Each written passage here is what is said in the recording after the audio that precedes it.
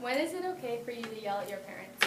I don't know about all of you, but there's only one time when my parents agreed that it is okay for me to yell at them. You'll later find out what that is, but first I'm going to be telling you what my pet peeve is, when it occurs, and some solutions to dealing with it. I'm going to start by telling you about my pet peeve. My biggest pet peeve is definitely when people are on their phone while driving, more specifically texting and driving. I believe that texting and driving is so irritating because people could be seriously injured or even killed because one person could not wait to look at their phone. And personally, I do not want to be in a car accident anytime soon. But I truly think that there's not a single text that is so important that it can't wait. According to the Centers for Disease Control and Prevention, 8 people are killed and about 1,161 people are injured in the U.S. each day due to distracted driving. Obviously, not all of the distracted driving accidents are due to people being on their phones. But more often than not, I find that I pass people who are on their phone, which means that my pet peeve occurs almost every time I get in the car to go somewhere.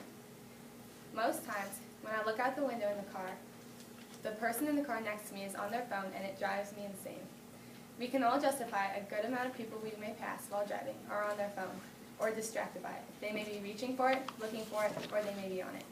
I've had a rather scary experience with someone texting and driving. When one night Ian and I were driving home from gymnastics and we saw the car in front of us almost drive straight off a bridge. We later passed the car and, surprise, they were texting and driving. I now have a short clip to go along with my pet peeve, and it shows a possible outcome of texting and driving. It is a little bit dramatic, but it shows a good lesson. This new phone is awesome. It has made my life so much easier. You know, I get kind of bored when I'm driving and I need to know what's going on. So now, with this huge screen, a keyboard, and a ton of apps, I can get a text and write back right away, no problem. It's like I barely even have to look at it.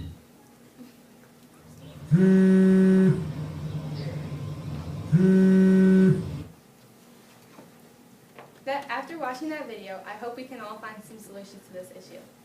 I believe that a solution to dealing with texting and driving is to inform more people on the dangers of it, and to really make drivers understand that they are not just putting their lives in danger, but also everyone else's. Drivers need to realize the effects of what they are doing and how much it could impact someone's life. We can also deal with it by setting personal goals for ourselves.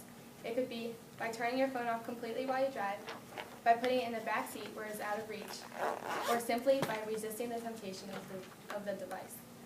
In closing, I realize that my pet peeve was a bit more serious than most of yours, but I am glad I could tell you about my pet peeve of texting and driving, when it occurs, and some solutions to dealing with it.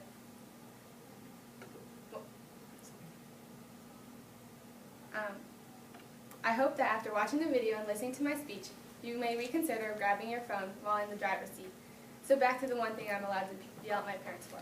That one thing is texting and driving, because they know that nothing on their phone is that important.